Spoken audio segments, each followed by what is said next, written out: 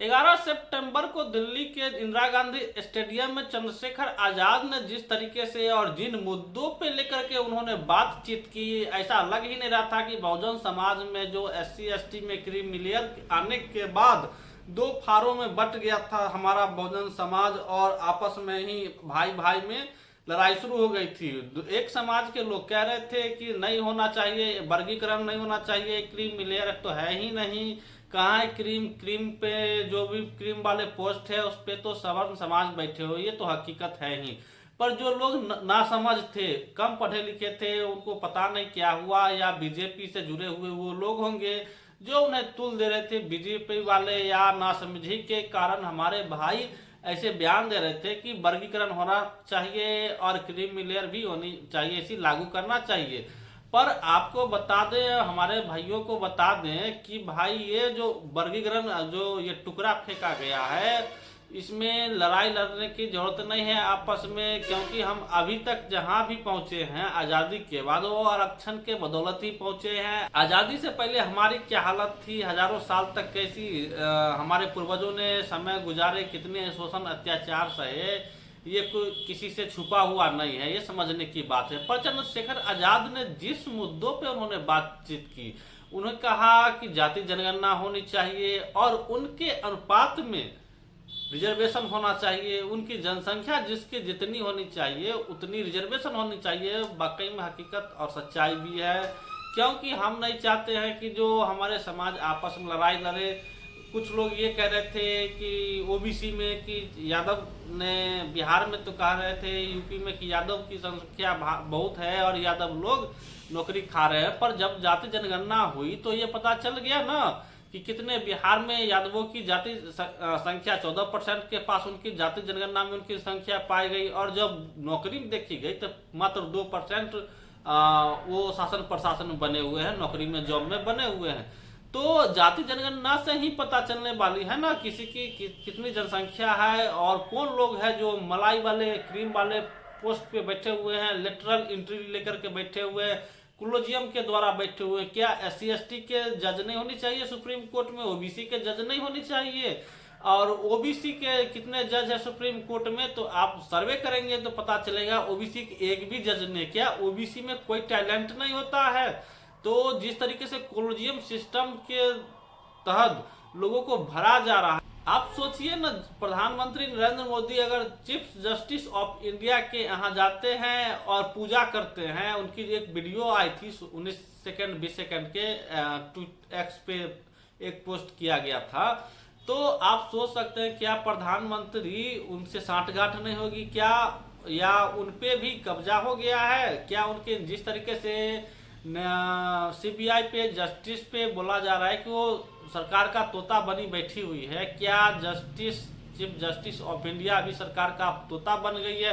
क्या? प्रधानमंत्री नरेंद्र मोदी के इशारे पर अब ये जो भी न्यायालय हैं, जो भी फैसले आते हैं उनके इशारे पे आते हैं।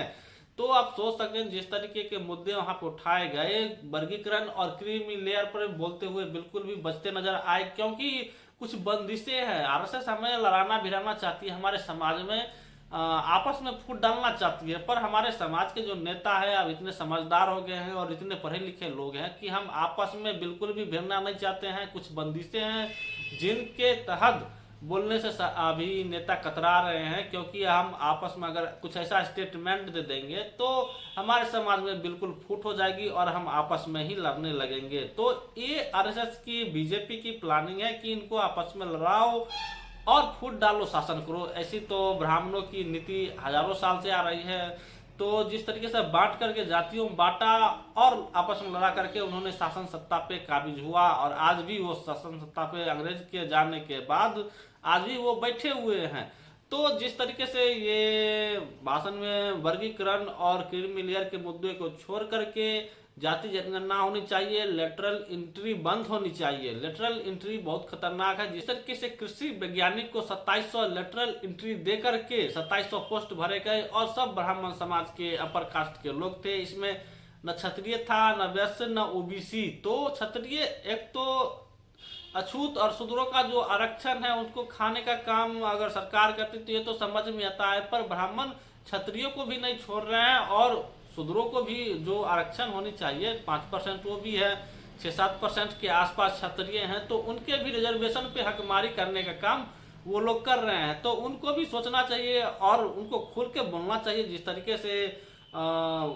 वो समाज के लोग हमसे लड़ने भिड़ने का काम करते हैं, पर उनकी जो मानसिकता है, उनके जो दिमाग में जो बीज बोया गया है वो रामायण, महाभारत, गीता, कुरान और जो मनुष्य मृत्यु है उनकी बीज बोई गई है, जिसकी वजह से वो अपना दुश्मन को पहचानने से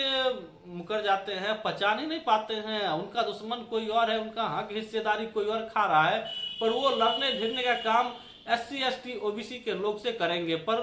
अब वो समय चला गया, सोशल मीडिया का दौर है, अब धीरे धीरे जागृत होने की उनको भी जरूरत है। तो चंद्रशेखर रावत ने एक और चीज देखी गई, जिस तरीके से उन्होंने कहा एक लाइव में आकर के कि हम दिल्ली के इंदिरा गांधी मैदान में स्टेडियम में हम ये प्रोग्राम करने वाले, क्योंकि सरकार नहीं चाह रही थी कि रामलीला मैदान में ये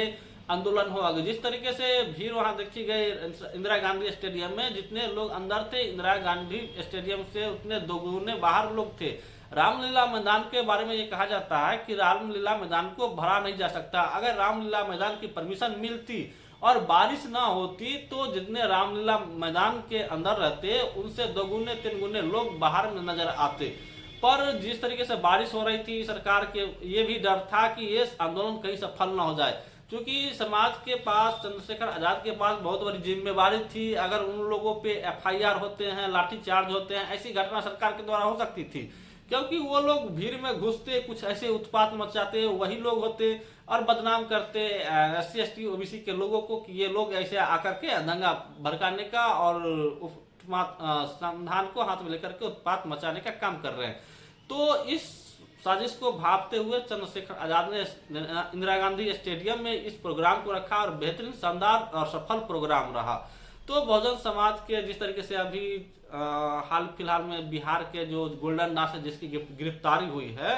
तो उन पे भी अब सवाल उठने लगे हैं कि क्या बहुजन समाज के लोग SC ST के अगर कोई नेता बन के उभर रहे हैं तो उनको गिरफ्तार करके नीतीश कुमार, बीजेपी के शासन सत्ता है जहाँ पे सपोर्ट है, उसको जेल में डालने का काम करेंगे, उनकी आवाज दबाने का काम करेंगे।